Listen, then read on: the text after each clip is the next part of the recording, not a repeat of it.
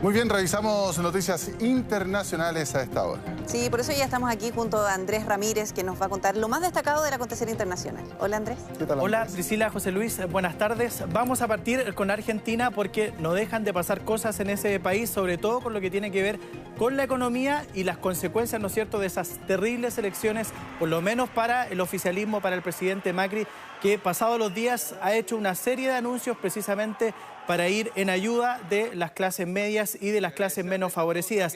El último anuncio que ha hecho el presidente Mauricio Macri ha dicho que va a eliminar el IVA de varios alimentos de primera necesidad. Este es un anuncio que hizo durante la noche del jueves y esto se suma a varias otras cosas que ha ido anunciando en los días posteriores a ese fracaso que tuvo en las elecciones primarias del domingo pasado. Recordemos que anunció congelamiento del precio de las bencinas, una medida que después tuvo que recular porque no llegó a acuerdo, ¿no es cierto? Pero sí anunció una serie de bonificaciones para trabajadores del sector público y también del privado, pero uno de los anuncios más importantes, por cierto, tiene que ver con esta eliminación del IVA con varios productos de la canasta básica, que vamos a ver ahora cuáles son esos productos en nuestra pantalla acá en el wall para ya ir detallando cuáles son esos alimentos. Es por un tiempo determinado. Hasta fin de año. Bueno, curiosamente hasta que él deje el poder. O sea, y después, ¿qué va a hacer? Si es que pierde las elecciones. Claro. Bueno, ahí estamos viendo el pan, el aceite, la leche, las pastas, el arroz, harinas de trigo, pero hay más alimentos que no van a tener IVA: la polenta, la yerba mate, por supuesto, en Argentina, mate cocido, el té y las conservas de frutas y legumbres. Son los productos de la canasta básica de alimentos que no van a tener IVA de aquí a fin de año. Después vamos a ver qué va a pasar con el nuevo gobierno, si va a mantener esto o lo va a eliminar, porque esto sin duda es una ayuda para las clases menos favorecidas, pero también es un subsidio. Recordemos que el nuevo gobierno se va a enfrentar a una crisis económica bien importante y es probable que los que se enfrenten a eso sea el kirchnerismo, básicamente la dupla Fernández-Fernández, si es que se cumplen los mismos resultados que tuvimos el domingo pasado. Aquí uno puede interpretarlo como quiera, ¿eh? Pero claramente el fracaso electoral en las primarias por parte del oficialismo de Macri, uno lo puede interpretar como una reacción media desesperada para que las clases populares, que han sido las más desfavorecidas, precisamente porque él ha cortado subsidios en servicios básicos como la luz, el gas, etcétera, evidentemente se apegan al bienestar económico que estaban antes, sin importar toda la corrupción que se ha evidenciado en los años kirchneristas. Pero esta medida va absolutamente en contra de todo lo que ha pregonado durante los 5 años de gobierno y en campaña. Porque esto significa menos recursos para el fisco. Un fisco, que recordemos, un Estado argentino, que la principal crisis de la economía argentina pasa por el tremendo gasto y el tremendo aparato del Estado que tiene Argentina. O sea, esto es como, a ver, ¿cómo decirlo con palabras elegantes? Es como ceder, puede ser interpretado como una medida... ¿Venderse al sistema? Venderse un poquito a lo que tanto, digamos, pregonó que estaba mal, ahora él lo hace. Claro, porque finalmente es tanta la falta de recursos que los obliga a pedir un crédito de 57.000 millones de dólares al Fondo Monetario Internacional. Que tienen que pagar en 2 años más. Vamos a ver cómo lo pagan, porque el kirchnerismo ya estaba diciendo que si ellos llegan finalmente a la presidencia van a renegociar el pago de ese crédito, porque queda muy poco tiempo para pagar eso. Recordemos que faltan solo 2 años y es mucho dinero que tienen que pagar, y las cuentas públicas no dan, a pesar de que el presidente está haciendo estos anuncios. Recordemos que lo hace en la noche después de tener un gabinete ampliado con 1000 funcionarios públicos. Por supuesto estaban todos sus ministros, también varios gobernadores provinciales, y había también una persona ahí bien típica del macrismo, que antes fue una clara enemiga del presidente Macri. Estamos hablando de la diputada Elisa Carrió, que fue 4 veces candidata a la presidencia en Argentina y que ahora es una fiel defensora del presidente Mauricio Macri. Y vamos a escuchar un discurso bien particular que dio ayer en ese gabinete ampliado. A ver. A nosotros no nos van a sacar de Olivos los que nos quieren mover. Nos van a sacar muertos, pero no nos van a sacar sino de pie. A mí no me asustan ustedes, muchachos, los pejotes, menos Alberto Fernández, que es tan ordinario, pobre.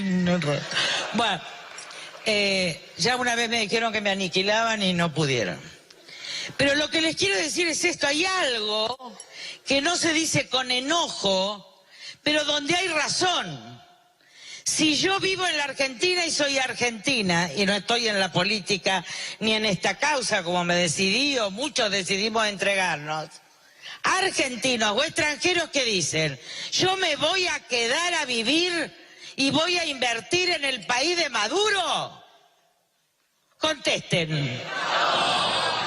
Bueno, ahí está claro, hay varios que están haciendo la comparación que dicen que si finalmente llegan los Fernández al poder, eso se va a parecer a la Venezuela de Nicolás Maduro, y eso ya está generando, por cierto, muchas reacciones no solo en Argentina, sino que en todo el continente, particularmente incluso en Brasil, porque el presidente Jair Bolsonaro ha sido uno de los más críticos con la dupla Fernández-Fernández. Recordemos que Alberto Fernández ha defendido en varias oportunidades al presidente Lula da Silva, pero no ha defendido, por ejemplo, el gobierno de Nicolás Maduro, ha sido bastante más lejano a esa postura. De hecho, ha dicho que el gobierno de Nicolás Maduro es autoritario, pero hay varios en la región que están diciendo que Argentina podría parecerse a ellos, a pesar de que Alberto Fernández dicen que no tienen por dónde parecerse a la Venezuela de Maduro.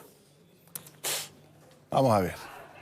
Vamos a otro tema, porque siguen las protestas ahí en Hong Kong, a pesar de que ha disminuido el nivel de violencia en las dos últimas jornadas, pero hay convocadas nuevamente protestas para este fin de semana, el día domingo, protestas que han sido autorizadas, se van a concentrar ahí en un parque, pero no tienen permiso para marchar por las calles de Hong Kong. Y lo que estamos viendo ahí es una ciudad vecina a Hong Kong, Shenzhen, y esos blindados que hay ahí y policías son chinos que están en esta ciudad fronteriza haciendo de algún modo una demostración de fuerza, y también es parte de lo que ya está pensando el gobierno chino, que con su embajador en Londres han dicho que no se van a quedar de brazos cruzados respecto de lo que está pasando en Hong Kong, y esto ya demuestra que las autoridades de Pekín ya están bastante más involucradas respecto de lo que está pasando en Hong Kong, porque hasta aquí habían tenido silencio básicamente, es decir, el gobierno de Hong Kong es el que se había pronunciado por esta crisis que está viviendo hace 2 meses ese territorio semiautónomo de China, que recordemos comenzaron a protestar por un decreto que permitía la extradición a China, pero se fueron sumando una serie de otros motivos para salir a protestar, y ahora el gobierno chino ha dicho que no se van a quedar con los brazos cruzados y hacen esta importante demostración de fuerza en esa ciudad fronteriza, porque algunos ya especulan que si esto sigue escalando el nivel de protesta, ya China podría intervenir directamente, incluso con su fuerza militar, para reprimir las protestas. Hay algunos que se atreven a decir que esto podría ser un nuevo Tiananmen. Eso es sería terrible si es que llega a ocurrir algo así, pero por lo menos hasta ahora el gobierno chino está dando serias muestras de lo que podría pasar ahí en Hong Kong. Vamos a ir ahora a otro tema, y esto tiene que ver con la tremenda isla de Groenlandia. Ahí lo estamos viendo, que ahora pertenece a Dinamarca, también es un territorio, ¿no es cierto?, semiautónomo de Dinamarca, y el presidente de Estados Unidos, Donald Trump, está pensando en comprar esta isla. Es gigantesca, es la isla más grande del mundo, son 2,3 millones de kilómetros cuadrados y vive muy poquita gente ahí, 50.000 personas, es casi el Estadio Monumental, el Estadio Nacional. Y el territorio es como 3 veces Chile continental. Claro, o sea, y Chile continental es tremendo. Grande. O sea, es 4 veces España, por ejemplo. Claro. Es un territorio muy, muy grande. ¿Y por qué es apetecido por Estados Unidos, a pesar de que el presidente Trump no ha hecho una declaración pública respecto a esto? Como que se lo ha comentado a los más cercanos. Es medio sí, ha sido en cena, en almuerzo, pero él ha dicho que está interesado en comprar Groenlandia. ¿En cuánto lo va a comprar? No tengo idea, porque debe ser muy, muy, muy caro. Pero, por cierto, el gobierno de Dinamarca ha dicho que por ningún motivo Groenlandia está en venta, que sí están dispuestos a hacer negocios con Estados Unidos y con quien quieran, pero Groenlandia no está en venta. Ahí hay muchos recursos naturales muy importantes. Por cierto, el agua, pero también hay otros recursos minerales que podrían ser explotados de Groenlandia, a pesar de que sigue siendo un territorio caro de mantener para Dinamarca, porque le entrega cerca de 500 millones de dólares al año para mantener, aparte de la población que está ahí, que son apenas 55.000 habitantes, pero es un territorio muy apetecido porque también está cerca del Ártico, entonces es una zona estratégica para Estados Unidos y para cualquiera. De hecho, Estados Unidos tiene una base militar ahí, una base aérea. Ya lo intentaron comprar el presidente Truman el año 45, ¿no es cierto?, cuando estaba terminando la Segunda Guerra Mundial, porque recordemos que Estados Unidos tuvo presencia ahí precisamente para que los nazis no invadieran este lugar. Intentaron comprarla, le dijeron que no, pero Dinamarca dice que ahora no está en venta, a pesar de que las Islas Vírgenes que antes eran las Indias Occidentales, de Dinamarca, se las vendió a Estados Unidos. Sí, porque finalmente si uno se va a la historia no es tan descabellado porque esto ya ha ocurrido otras veces. Estados Unidos ha comprado territorio.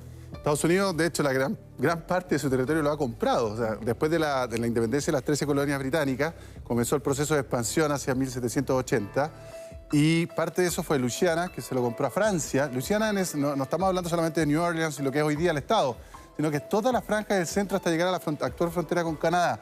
Prácticamente lo mismo que Groenlandia, una cantidad de territorio de ese nivel en 1803. Después les compró Alaska a los rusos en 1867, si no me equivoco.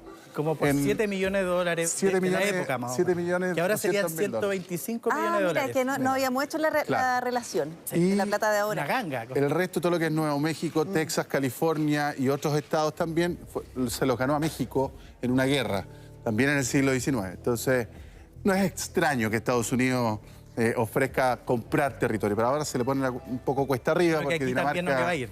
No, por los escenarios que vienen, o sea, el calentamiento global, las reservas de agua, la reserva de hidrocarburos, es como que alguien pretenda comprar un pedazo de la Antártica, es difícil que alguien que tiene pretensiones lo venda. Uranio y carbón tiene Groenlandia.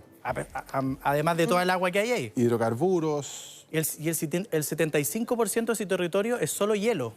Claro, finalmente el agua que se ha convertido en un bien tan escaso termina siendo lo más requerido, lo más codiciado. Bueno, vamos a ver qué pasa porque finalmente todo el mundo tiene su precio. Oye, Trump es un Puede ser empresario tentador. inmobiliario. No le va a ofrecer una ganga. Que llegue la carta de oferta, vamos a ver. Yo creo que no tiene precio.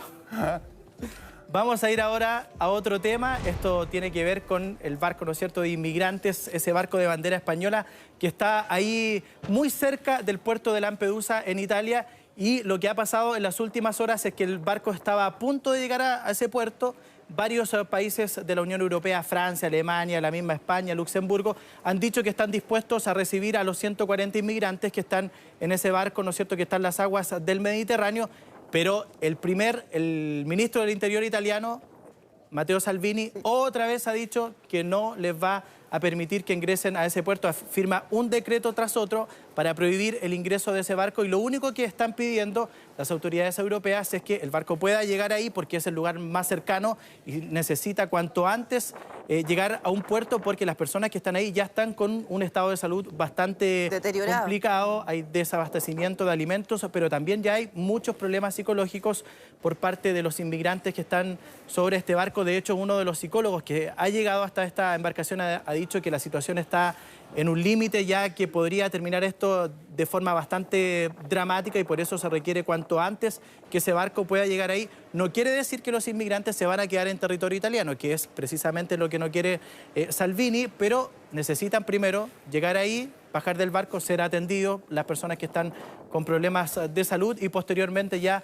ser recibidos en estos otros países de la Unión Europea que recién ahora están como poniéndose las pilas para resolver este caso porque el barco ya lleva prácticamente 2 semanas ahí esperando encallar en este puerto. No le habían dado permiso y ahora todos ya se están dando cuenta que esto no puede seguir así porque las personas que están ahí están con un estado de salud bastante complicado. Son personas que vienen del norte de África, de Libia, que están arrancando de estados fallidos donde prácticamente no tienen garantía de nada. Están arrancando de sus países y quieren llegar básicamente a Europa y la puerta de entrada es Italia. Claro, saben que la responsabilidad va a ser compartida si es que muere una sola persona al interior de esta embarcación. Por eso ahora se están poniendo las pilas y muestran este interés, pero tampoco es muy definitivo porque no dicen por cuánto tiempo o en qué minuto recibirlo, porque de alguna manera cuando ellos lleguen ya a puerto y sean atendidos, por ejemplo, en servicios asistenciales, ¿cuánto tiempo va a pasar hasta que se distribuyan en los distintos países? No. O sea, una vez que estén bien de salud ya debieran ir a estos países que están dispuestos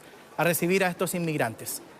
Vamos a ir ahora a otro tema y esto tiene que ver con este avión ruso que recordemos ayer tuvo un aterrizaje ahí forzoso, un aterrizaje que pudo haber terminado en una tragedia. Recordemos que fue prácticamente un milagro. Ese piloto, el que estamos viendo ahí, fue muy hábil porque logró aterrizar en este campo, incluso no tenía ni siquiera el tren de aterrizaje. Los pasajeros se van conociendo testimonios ahora, van contando, bueno, todos pensaban que iban a morir porque se dieron cuenta de que el avión iba subiendo, estaba despegando y solo 1 kilómetro más allá tuvo que descender y hace este aterrizaje forzoso.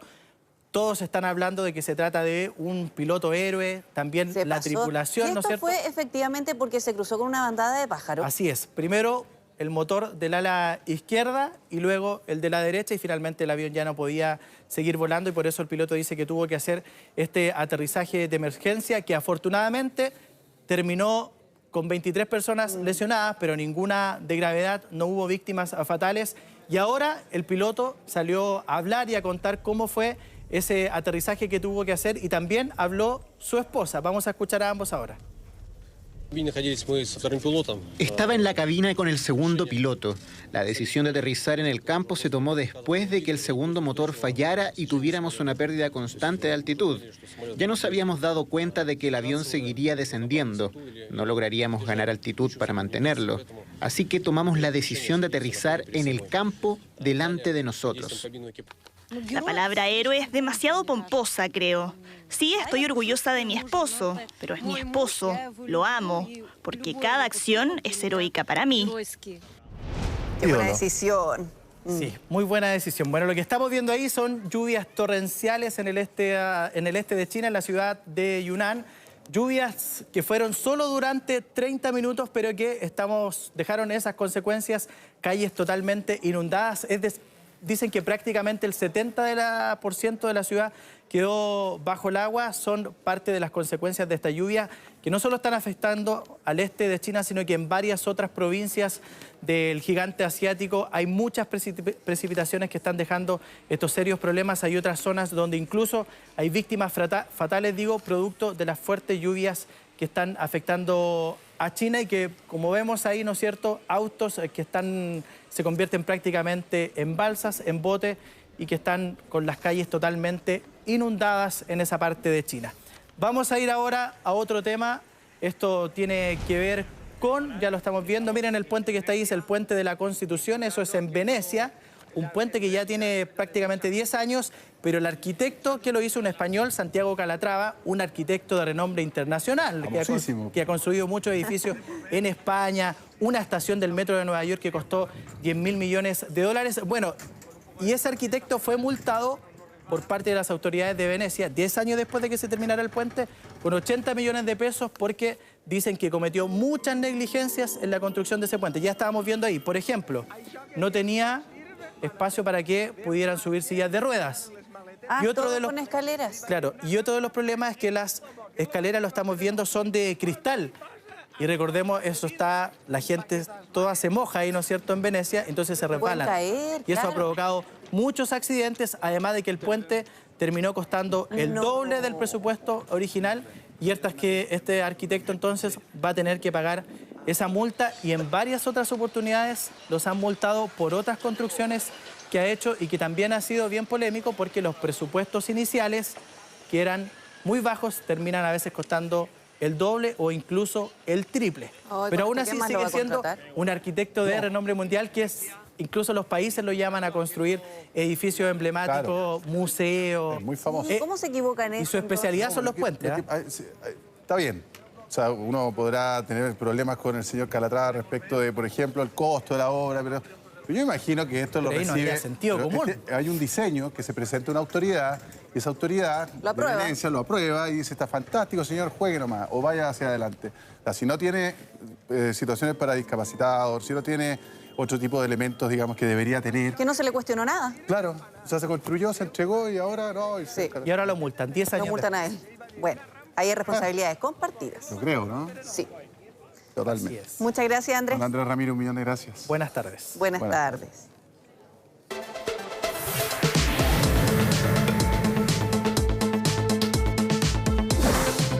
Cada año se acumulan varios millones de pesos por bonos y otros aportes estatales que no son cobrados por sus beneficiarios y usted puede ser una de las personas que cuenta con montos pendientes. Bueno, si quiere revisarlo y saber cómo cobrar su dinero, ingrese a www.meganoticias.cl.